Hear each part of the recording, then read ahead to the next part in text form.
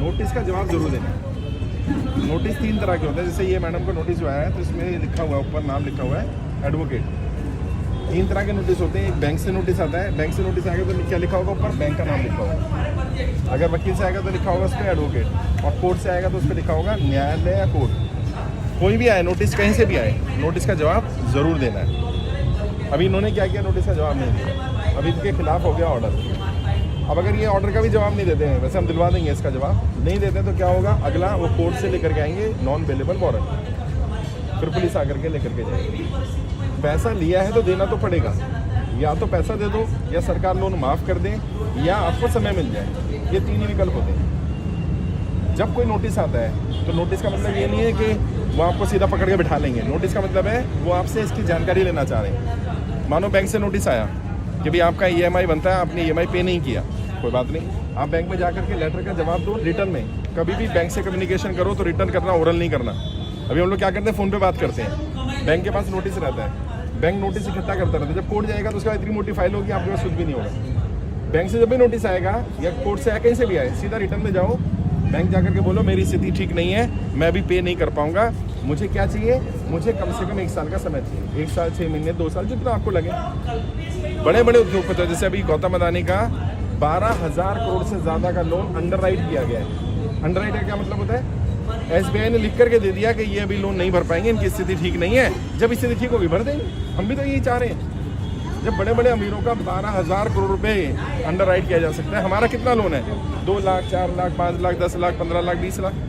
तो नोटिस का जवाब देना है, पहली बात तो ये। दूसरी बात ये, किस नोटिस का जवाब कैसे दिया जाता है। जो बैंक से नोटिस आता है उसका जवाब खुद देना होता है, लिख करके रिटर्न में। अगर कहीं बैंक जाओ और बैंक वाला मैनेजर मना कर दे नोटिस लेने के लिए, तो आपने क्या करना है, आपने उसको स्पीड पोस्ट कर देना है और उसकी रसीद रख लेनी है। अभी इनकी अगर रसीद होती है ना स्पीड पोस्ट की, तो मैं कोर्ट जाकर बोलता देखो जी हमने लेटर दिया था, हमारी स्थिति अच्छी नहीं है, हम पे नहीं कर पाएंगे, बैंक ने हमारी नहीं सुनी, तो बैंक के खिलाफ जाता नहीं। रसीद अपने पास रखना, वो काम आएगी। अगर आया वकील का नोटिस, जैसे एडवोकेट का नोटिस है, तो कोशिश करनी है उसका जवाब एडवोकेट के थ्रू ही दिलवाना है, क्योंकि एडवोकेट लीगल टर्म जानता है, आप इतना नहीं जानते। अगर आता है कोर्ट का नोटिस, तो उसमें आप खुद जाएंगे कोर्ट के सामने और वहाँ जाकर के रिक्वेस्ट करेंगे उनसे कि मुझे समय चाहिए, 1 साल का 2 साल का, जितना भी आपको समय चाहिए। जज भी इंसान है। दूसरी बात, जब लोन लिया जाता है तब आपकी स्थिति कैसी थी, आपका सिविल चेक किया गया, रिकॉर्ड तभी तो दिया ना। आज आपकी स्थिति खराब हो गई, अब बैंक को सपना तो नहीं आएगा ना कि आज आपकी स्थिति खराब है। बैंक को कैसे पता चलेगा भाई आज आपकी स्थिति खराब है, लेटर लिख करके देना पड़े। तो जब आपको लग रहा है आप EMI नहीं पे कर पा रहे, जब आपको लग रहा है अगले महीने मेरी नौकरी छूट गई है, मैं पे नहीं कर पाऊंगा, मेरा बिजनेस कम हो गया है, इससे पहले कि EMI बाउंस हो, बैंक में जाकर के लेटर दे दो। और क्या लिखना, वही जैसे बड़े बड़े उद्योगपतियों का लोन अंडरराइट किया जाता है, अभी गौतम अदानी जी का 12,000 करोड़ रुपये अंडरराइट किया गया है, मेरा भी अंडरराइट कर दो। और 7 दिन में अगर आप जवाब नहीं देते हैं तो मैं मान लूंगा कि बैंक ने मेरी अर्जी मंजूर कर दी है। क्या लिखना है, बैंक ने मंजूर कर दी। अभी क्या करेगा, बैंक की मजबूरी बन जाएगी, 7 दिन में या तो बोलेगा नहीं दे रहा या फिर मंजूर कर ही देगा।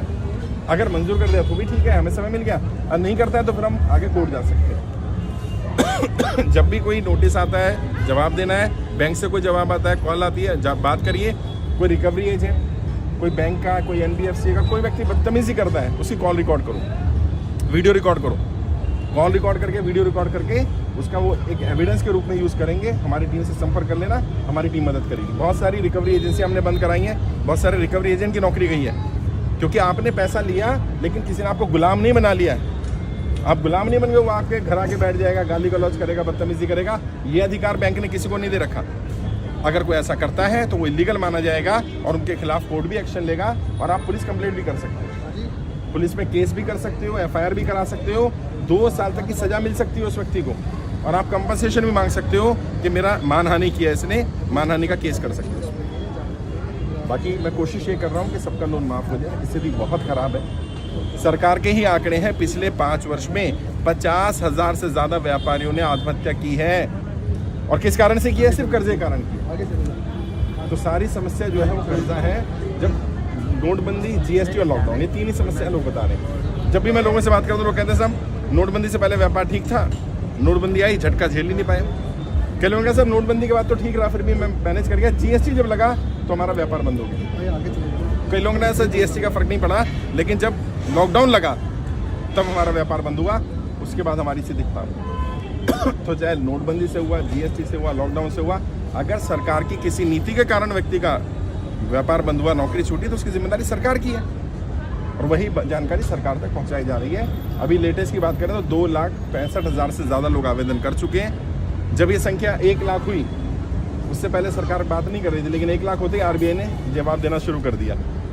अब संख्या 2 लाख 3 लाख हुई है। जब सोचो 20 लाख होगी तो, जब 2 करोड़ होगी तो सरकार को सुननी पड़ेगी। सरकार सिर्फ एक ही भाषा समझती है, भीड़। जब उन्हें दिखता है इतने सारे लोग हैं, इतने सारे परेशान हैं, तो सरकार को सुननी पड़ेगी। और मैं इसलिए गुजरात आया हूँ, पूरे देश में हर राज्य में जा रहा हूँ, लोगों से मिल रहा हूँ। कोई गलत कदम मत उठाना तुम, बस ये तय कर लो कि तुम कर्जे की दलदल में फंसे, इसमें गलती तुम्हारी नहीं है, कोई गलत फैसला मत लेना। और कोई फांसी नहीं हो जाती यार, समय लगता है, समय बदल जाता है। अगर 1 साल का 2 साल का समय मिलेगा, ज़्यादातर लोगों की स्थिति खुद ही ठीक हो जाएगी। मैं कोशिश कर रहा हूँ, जिसका जो भी केस होगा, जैसे इनका केस है, इस केस में तुरंत वकील की ज़रूरत है। मेरे पास भी लीगल टीम है, मेरी टीम भी हेल्प कर देगी, लेकिन मेरी टीम दिल्ली में बैठी है, वो यहाँ नहीं आ सकता।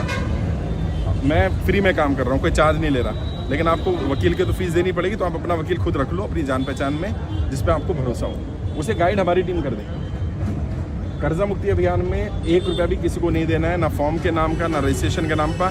यह अभियान पूरी तरह से निःशुल्क है, कोई चार्ज नहीं लगा, आपसे कोई पैसा नहीं लिया गया होगा, आगे भी नहीं लिया जाएगा। जिन लोगों ने आप में से फॉर्म भर दिए हैं, उन्हें आज ही उनका फाइल नंबर मिलेगा, जो वित्त मंत्रालय में मैंने फाइल भेजी है, जो